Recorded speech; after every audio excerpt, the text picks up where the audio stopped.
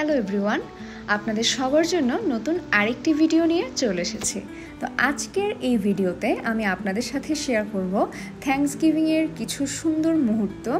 তো থ্যাঙ্কসগিভিংয়ের পরের দিন থাকে ব্ল্যাক ফ্রাইডেতে হচ্ছে বিশাল বিশাল সেল থাকে বিভিন্ন জিনিসে, স্পেশালি যে ইলেকট্রনিক্স জিনিসগুলো আছে এগুলোর উপরে। এই কারণে আমরা ভাবলাম যে কেননা একটু আমাদের ইউটাতে যে মল আছে যেটার নাম সিটি ক্রিক, সেটা থেকে একটু ঘুরে আসা যাক।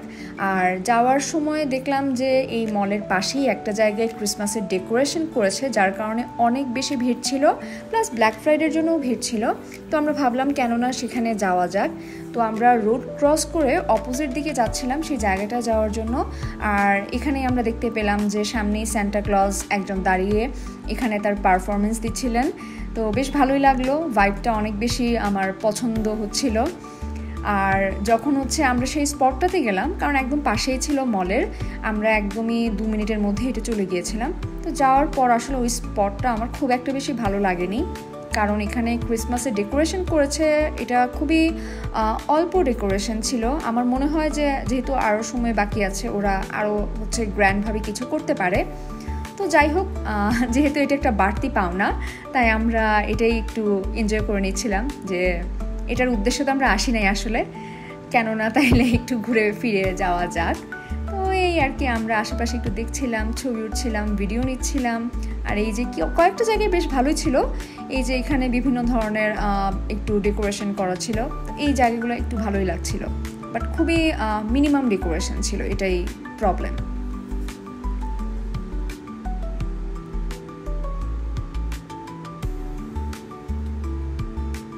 তো চারপাশে ঘোরাঘুরি করে খুব একটা বেশি ভালো না লাগে আমরা বের হয়ে চলে আসলাম। ভাবলাম যে না, আমাদের টাইমটা আমরা হচ্ছে সিটি ক্রিক মলেই স্পেন্ড করি। আর ও যে দেখতে পেলেন যে H&M ছিল, তো আমরা ভাবলাম যে প্রথমে H&Mই যাই, কারণ H&M-এ অনেক রিজনেবল প্রাইসের মধ্যে জিনিসপত্র বা জামা কাপড় থাকে।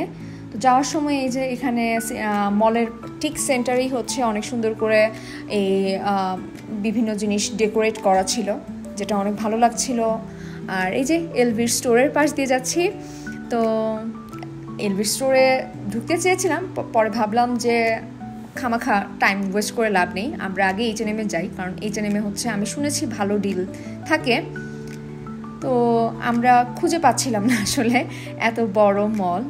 তো দোতলা থেকে দেখলাম যে এই জিনিসটা দেখতে খুবই ভালো লাগছিল, আর এত সুন্দর লাইটিংস ছিল, আমার মনে হচ্ছে যে এখানেই ক্রিসমাসের ডেকোরেশন হয়তো বেশি করেছে আমরা যে জায়গাটাতে গিয়েছিলাম তার থেকে। অ্যান্ড সবাই অনেক বেশি মানুষজন ছিল, তো নর্মালি এত বেশি মানুষজন থাকে না। তো হঠাৎ করে এরকম মানুষজন দেখে বেশ ভালো লাগছিল, যে একটু ভালো ফিল হচ্ছিল, মনে হচ্ছিল যে হ্যাঁ, ফেস্টিভ্যালসগুলো চলে এসেছে, এখন ভালো লাগবে।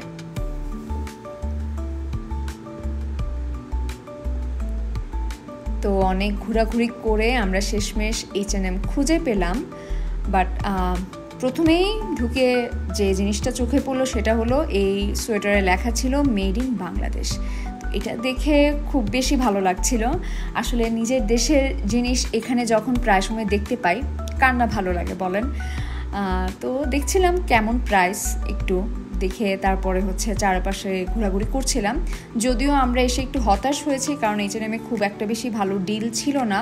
আসলে ওই যে বললাম যে জামা কাপড়ের উপরে খুব একটা বেশি ডিলস থাকে না, এগুলো হচ্ছে ইলেকট্রনিক যে প্রোডাক্টসগুলো আছে ওইগুলোর উপরে অনেক ভালো ডিল থাকে। তো ভাবলাম আসলামই যেহেতু, তাইলে একটু ঘুরে ফিরে যাই। আর এখানে কিছু সামারি কালেকশন ছিল যেগুলোতে এখন সেল চলছে, বাট সত্যি কথা বলতে যেগুলো একটু ভালো লাগছিল সেগুলো হচ্ছে অলরেডি ওভারসাইজ। তো ওভারসাইজ জিনিসপত্র নিয়ে তো আর লাভ নেই, যেগুলো হচ্ছে মোটামুটি ভালো ছিল হয়তো আগেই সেল হয়ে গেছে। আর এইখানে হচ্ছে ওদের ব্যাগ, বিভিন্ন ধরনের জুয়েলারিজ, তারপরে হচ্ছে জুতা, আরও হচ্ছে শীতের জিনিসপত্র, সব কিছুই ছিল। এমনি ঘুরে ফিরে দেখছিলাম, খুব যে একটা ভালো লাগছিল, কারণ জিনিসপত্রগুলো হচ্ছে আমার কাছে খুব একটা এক্সট্রাঅর্ডিনারি কিছু মনে হয়নি। তো আমরা এখানে এই হ্যাটগুলো নিয়ে একটু ফান করছিলাম, যে এই অরেঞ্জ কালারের, রেড কালারের হ্যাটগুলো নিলে ভালো হবে, এগুলো নিয়ে একটু ফান টান করে আমরা বের হয়ে চলে আসলাম, যে ভাবলাম অন্য জায়গায় দেখি আর কি আছে, বাই চান্স যদি ভালো কিছু পাওয়া যায় ভালো ডিলে। তো এখান থেকেও দেখুন যে ভাইবটা অনেক বেশি ভালো লাগছে। তারপরে আমরা যাচ্ছিলাম কোচের স্টোরের পাশ দিয়ে। তো ভাবলাম এটাতেও একটু উকি মেরে চলে যাই। তো কোচের ব্যাগগুলো দেখছিলাম, বেশ ভালো কালেকশন ছিল এবং খুব একটা আমার খুব বেশি পছন্দ হয়নি কোনো জিনিসই। দেখছিলাম চারপাশে, বাট এত বেশি প্রাইস ছিল যে আর কি দেখেই রেখে দিতে হচ্ছিল যে না বাবা, এত বেশি প্রাইস দিয়ে এই জিনিস নেওয়ার কোনো মানে হয় না।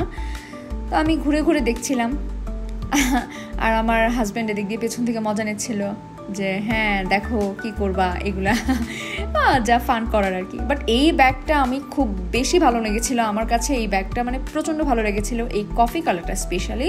বাট এটার প্রাইস ছিল $400। সো কোনো মানে হয় না। যদি ভবিষ্যতে ব্যাগের প্রতি কোনো ফ্যাসিনেশন জাগে হয়তো তখন আমি নিতে পারি, আপাতত আমার ব্যাগের প্রতি খুব একটা বেশি ফ্যাসিনেশন নেই। তারপর আমরা চলে গেলাম সেফোরাতে। সেফোরা হচ্ছে মেয়েদের খুব একটা পছন্দের জায়গা। অ্যান্ড আমি খুব একটা বেশি মেকআপ করতে পছন্দ করি না, আমি খুবই অল্প মেকআপ করি। তারপরে ভাবলাম যে একটু ঘুরে যাই, যে দেখলাম আর স্পেশালি ভিডিওগুলো করেছি আমি আমার বোনদের জন্য। আমার ছোট বোন সে খুবই বেশি পছন্দ করে মেকআপ করতে, তো এই কারণে হচ্ছে ভাবলাম যে এই ভিডিওগুলো একটু করে নেই। ওদেরকে মাঝে মধ্যে দেখালাম যে দেখ তোরা যখন আসবি তখন তোরাও হচ্ছে কেনাকাটা করিস, কারণ এখানে তো আমার কোনো লাভ নেই, কেনাকাটা করার মতো কিছু নেই। এই কারণে আশেপাশে জাস্ট আমি ঘুরে বেড়াচ্ছিলাম দেখার জন্য যে কি কি আছে।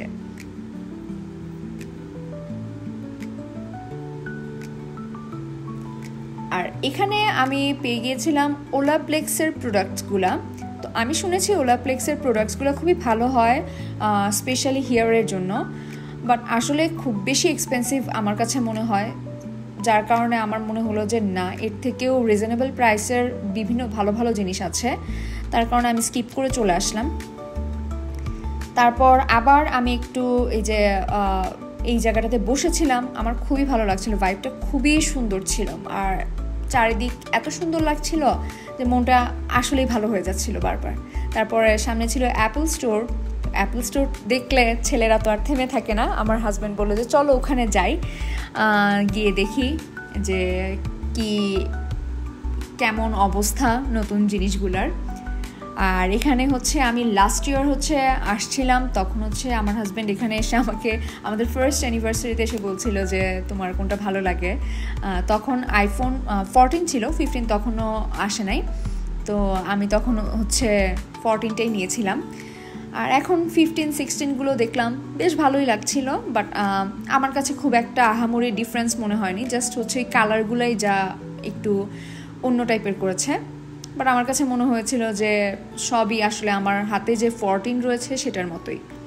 তারপরেও ফোন এগুলো দেখতে কান্না ভালো লাগে, আর আমার হাজব্যান্ড তো যেহেতু ঢুকেছে সে তো আর সহজে বের হবে না, সো ভাবলাম যে সে এতক্ষণ আমাদের সাথে ঘুরতেছে, এখন আমরাও তার সাথে ঘুরি, সমস্যা কি।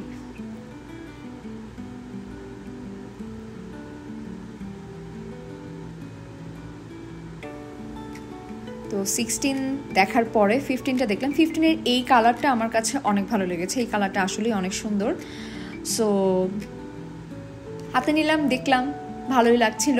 বাট ওই যে বললাম যে খুব একটা বেশি আমার কাছে কালার ছাড়া অন্য কিছুতে খুব একটা ডিফারেন্স মনে হয়নি, যার কারণে আমার এত বেশি ভালো লাগছিল না। আর এদিকে এসে দেখতে পেলাম যে আমার হাজব্যান্ড ব্ল্যাক কালার অনেক বেশি পছন্দ করে, তো সে দেখলো যে 16-এর ব্ল্যাক কালারটা আসলেই অনেক সুন্দর, তো সে দেখছিল যে নেওয়া যায় কিনা বা কি করা যায়।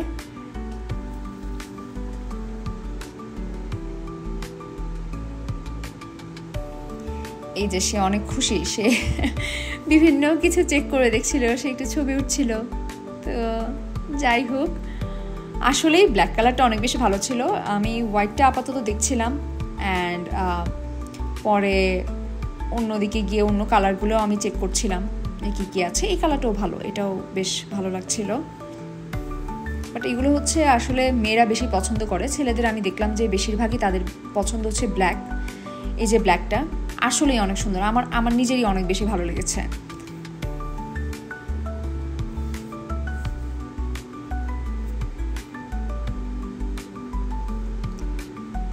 তারপর দেখলাম আমার হাজব্যান্ড ওই যে এটার সামনে এসে দাঁড়িয়ে গেল, সে মহা খুশি ছিল স্টোরে ঢুকে। সো সে সব কিছু একটু চেক করে করে দেখছিল যে কি করা যায় কি না।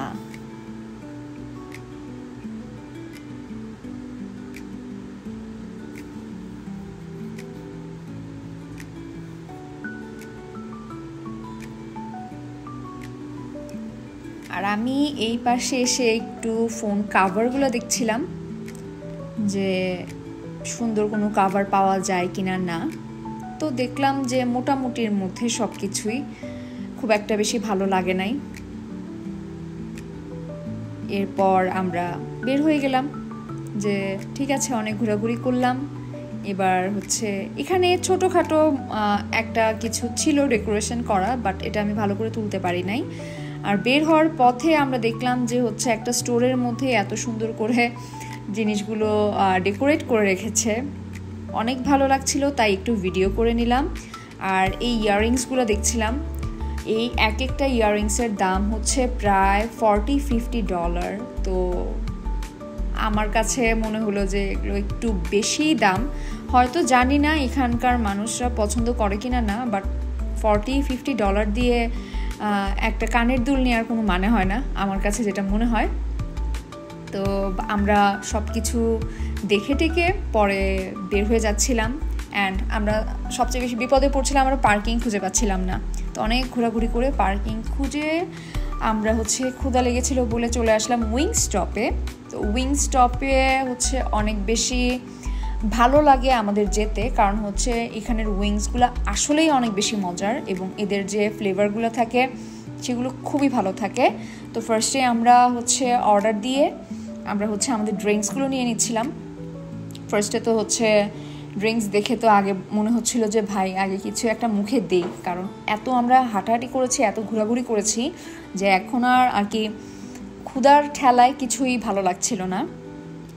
তো এরপর আমরা সবাই মিলে এই যে খাওয়া দাওয়া করছিলাম, সব কিছু নিচ্ছিলাম এখান থেকে হচ্ছে ড্রিঙ্কস নিয়ে। তারপর আমরা উইংসগুলো নিয়ে আসলাম, উইংসের সাথে ফ্রাইসও ছিল।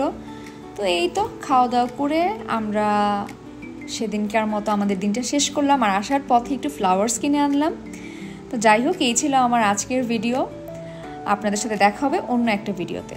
বাই।